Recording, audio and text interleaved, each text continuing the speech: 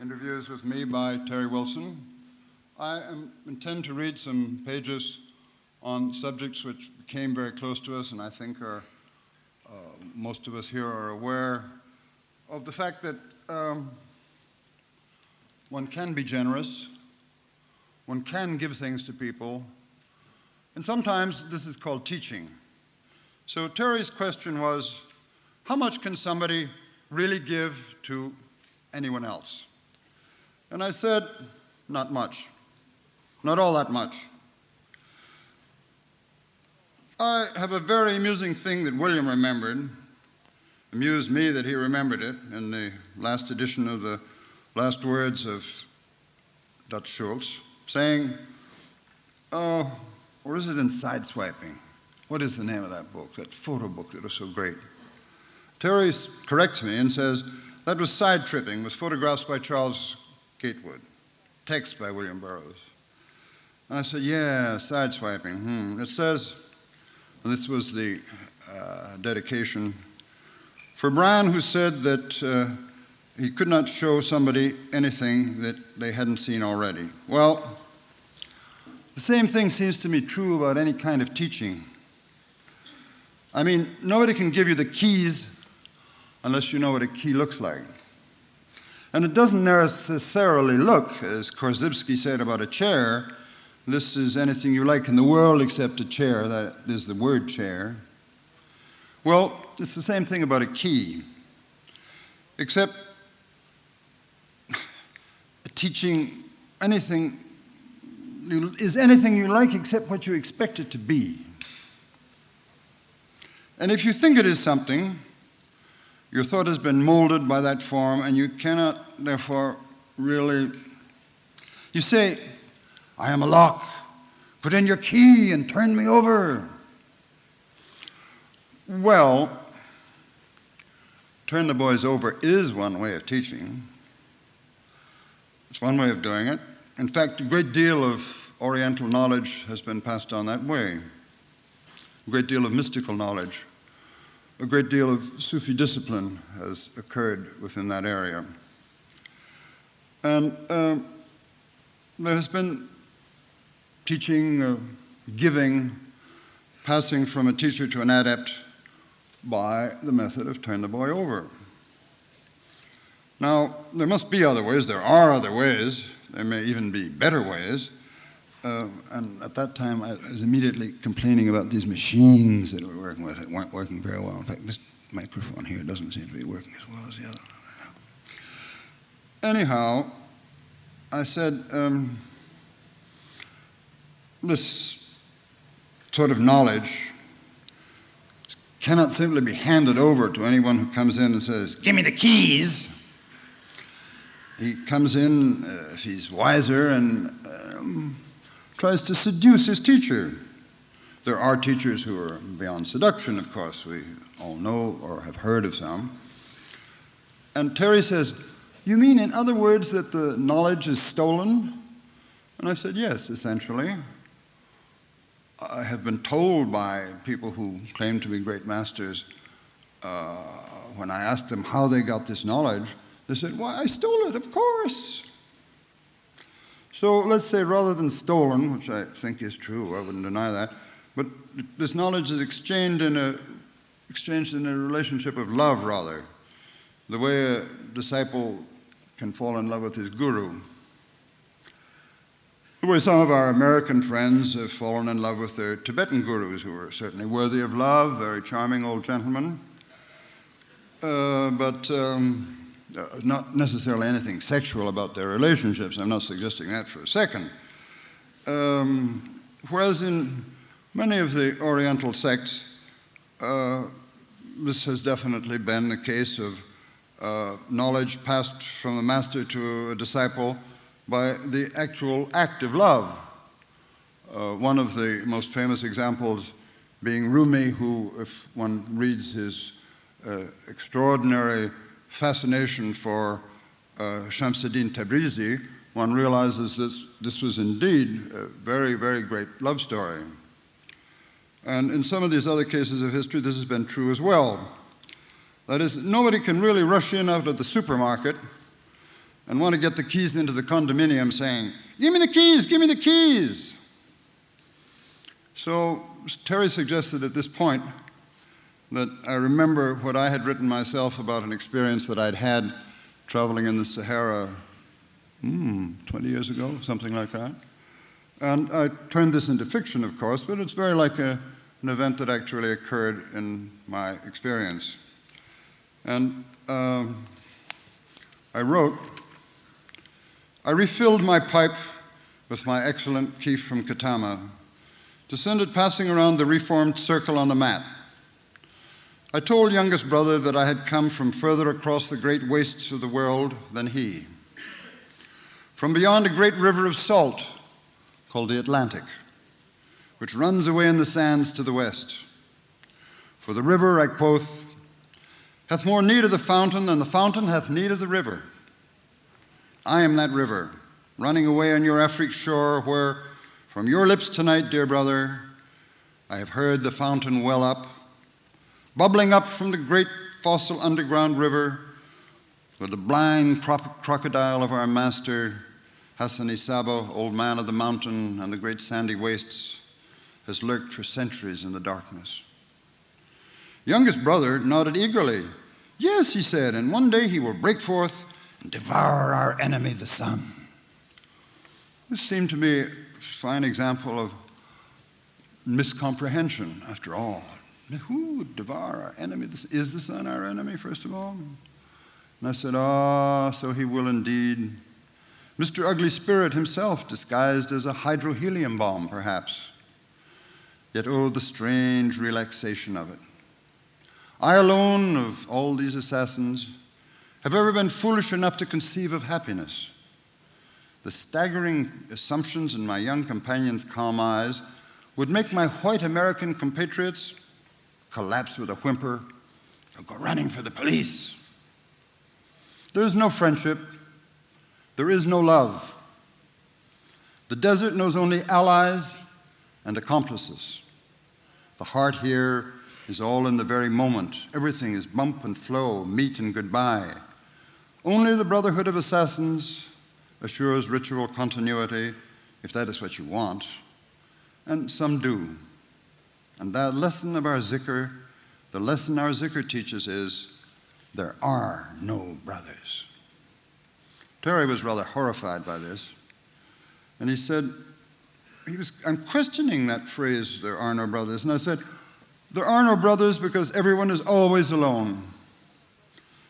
There can be brotherhoods in which one meets, eats, sleeps, smokes together, but essentially, each person's adventure in life is a singular one.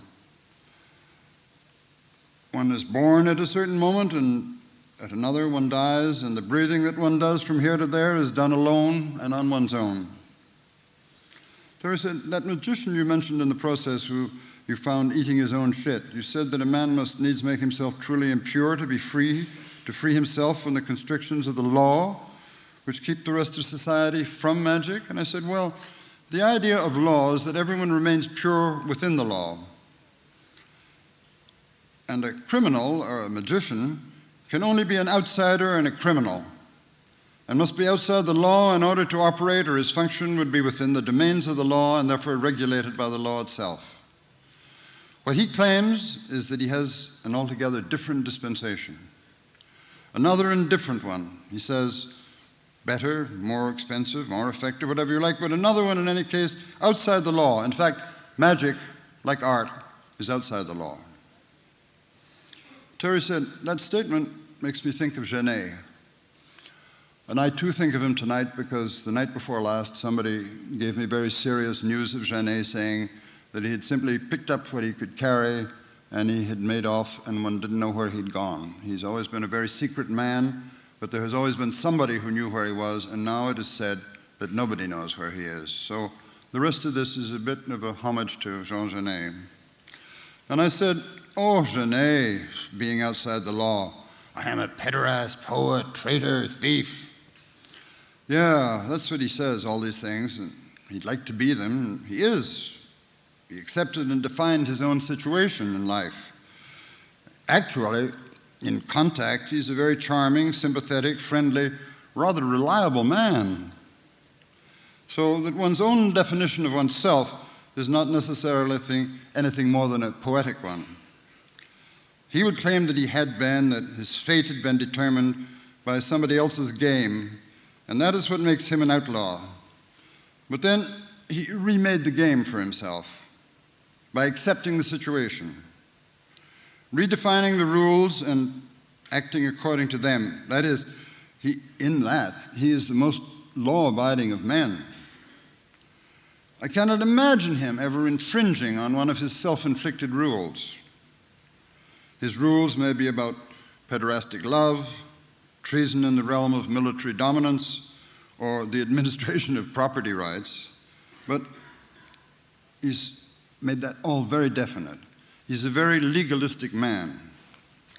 So, laughing with him one day long ago about the fact that in London, a hippie paper called International Times, I think, had been seized by the police because of some advertisements suggesting sexual encounters between males or something or another, had caused the issue or even the whole paper to be seized. This happened in Tangier when I was telling him this. And he said he'd like to send in an ad. So he sat down and wrote out this advertisement for me, which has been rather indifferently translated in this very handsome book. But whoever did this didn't really speak French very well. Nevertheless, the text runs more or less like this in English. Jean Genet seeks or searches for or would like to discover or never discover the delicious enemy quite disarmed, whose balance is unsteady, profile dubious, face inadmissible, the enemy whom one breath breaks, the slave already abased, hurling himself from a window at a signal, the enemy vanquished, blind, deaf, and dumb, without arms, without legs, without bowels, without heart, sex, head, in such a complete enemy, already bearing upon himself all the marks of my bestiality, which he would no longer, I wonder what he meant, which he would no longer have to, or too lazy, which would no longer have to exert itself. Too lazy. I think that's the correct translation. Anyhow, I would like the total enemy who would have me spontaneously and without limits, but the enemy subdued, vanquished by me before knowing me, and in any case, irreconcilable with me. No friends. Above all, no friends. A sworn enemy. But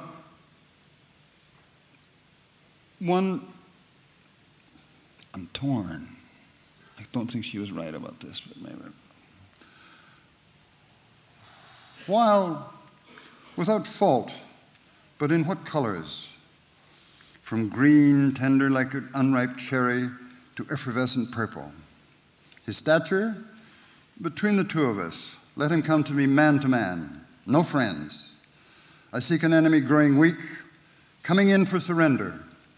I will give him slaps, blows, kicks. I'll have him ripped by hungered foxes. Make him eat English food. Attend the House of Lords. Be received at Buckingham Palace. Make him fuck Prince Philip and be fucked by him.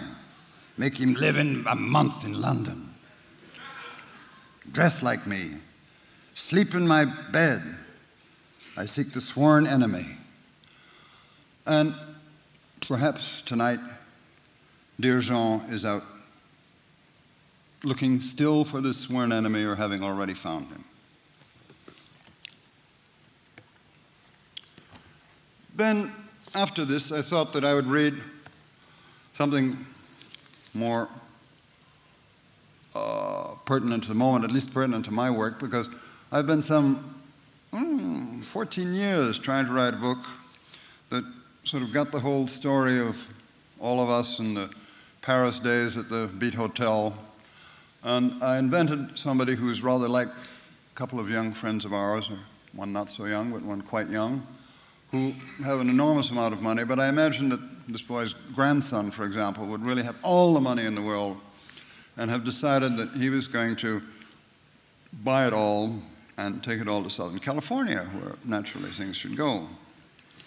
And as he has an accident in front of his museum in Malibu, he suddenly finds himself on a bridge over a river, which is apparently the Seine, and there he meets Camus, who he doesn't like or understand, and he says something very insulting to Camus, who then becomes purple-black with rage, like a Sienese Quattrocento devil.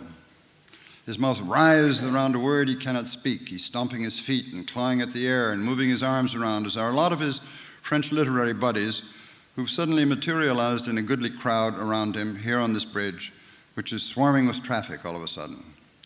It would be a real mob scene, only the soundtrack has been turned off apparently. Except for this ringing in my ears, there's no sound at all, and nobody here in the shades can talk except me.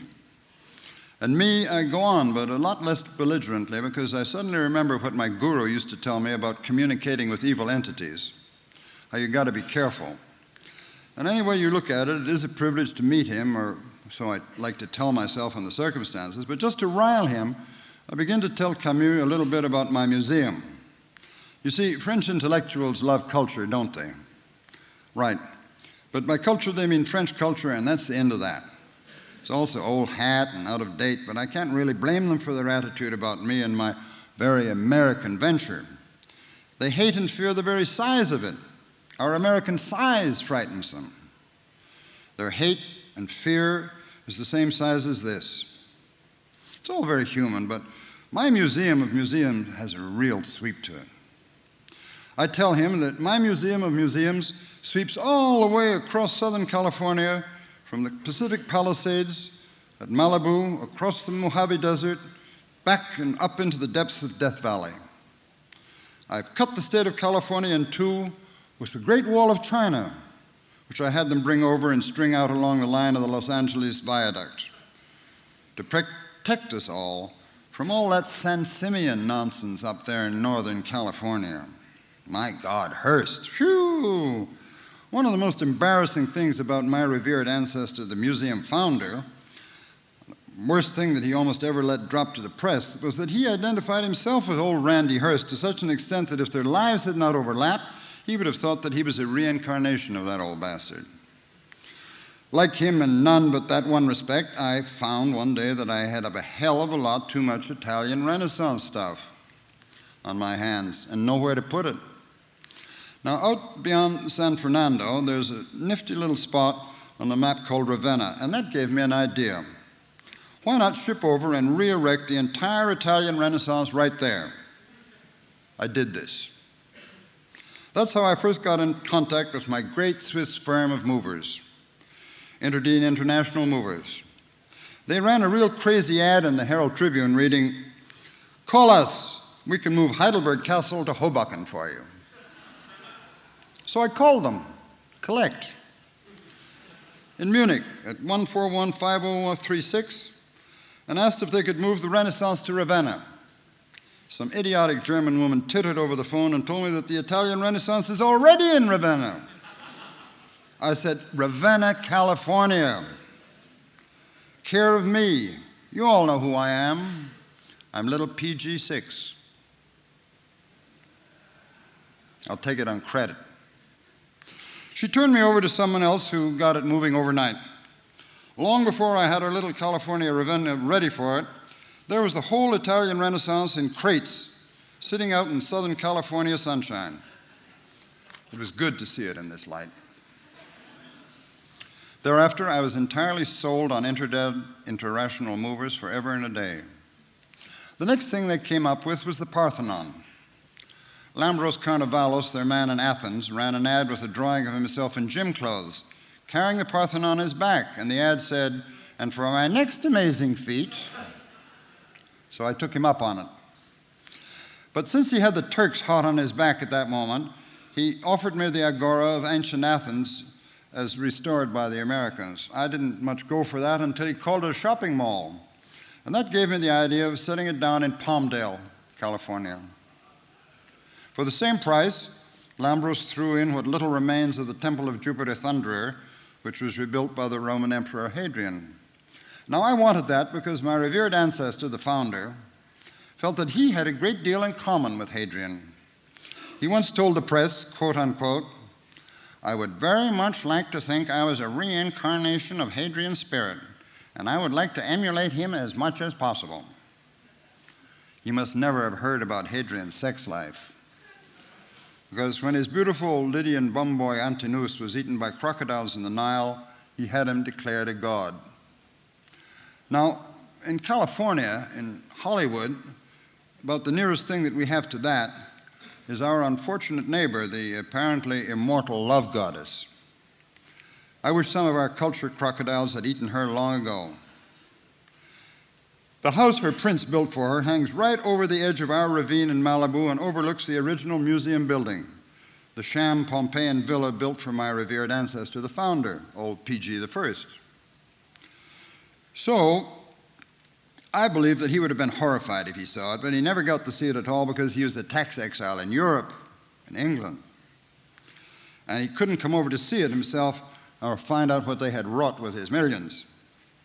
It was supposed to be a real time trip, but to be overlooked by the neighbors like that makes the whole thing look as phony as it is. Just so much California real estate. I hate the place, but I kept it on as my main office, and that's where I had my accident. But I digress. It's not at all true what you hear about me, that I've decided to take Notre Dame Cathedral to California. I already have the Louvre and a few other things, but I don't want cathedrals. I decided no cathedrals in California for me. I hate them. What I've come to Paris for is the shabby old Beat Hotel in that narrow little street over there. La Rue de la Chionly, is that the right way to pronounce it? Shenley Street, or Shit-in-the-Bed Street in English. I'm going to put that little old hotel down in California in an oasis I own at Palmdale. Palmdale on the Bulge, they call it. Because Palmdale is bang on, spang on the San Andreas fault line. You've all heard about that, of course. Of course you have. Everyone's heard about all that old talk about an almighty earthquake that's going to happen along there one day. They've been predicting it forever, and I am counting on it. As a matter of fact, the Parthenon was broken when I got it. So I refused to pay for it until Lambros came up with some of the missing pieces from the British Museum, the Ashmolean, and some English duke's country place where they were using it as garden furniture. Then I had the Zappian Gardens from Athens laid out on the outskirts of Palmdale, running right down to the re-erected Temple of Jupiter in a jumpsuit, as I called him. It became a real hangout for the angels and the Dykes on Bikes crowd, partly because of the nearby turnpike N4. Actually, the Parthenon looks better there than it ever did in Athens. Everything looks better in California. It's the light. Light here in Paris is like lead, isn't it? I look down into the river below and I see it's a great whirlpool of sewage, of sand. I know exactly what's happening, of course, because I took a course in it. The map of underground Paris shows a sewage stream called La Chie, which runs right under Shenley Street to come gushing up into the mainstream of the River Seine in a maelstrom of turds and used condoms. This poor polluted rivulet rises in Montparnasse, the Mount of the Muses, where the artists used to hang out, and everybody knows their filthy habits. From there, it runs underground beneath the French Parthenon and their Sorbonne, picking up who knows what vile pieces of human detritus, from the dissection table to the medical school, before it plunges under the Latin Quarter for its last swift race beneath Shenley Street and the old Beat Hotel, to gush up into the Seine at the end of the street. Now, I have read in my archives that William S. Burroughs used to stroll across from the Beat Hotel to lean over the bridge at this spot, staring into this vortex for hours, picking up on his inspiration. That's all, folks.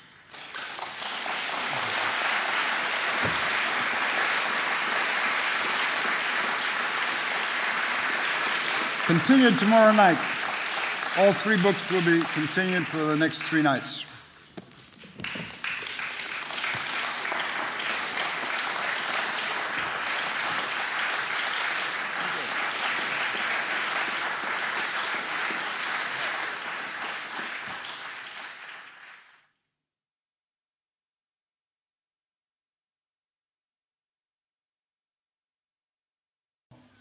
interviews with me by Terry Wilson. I intend to read some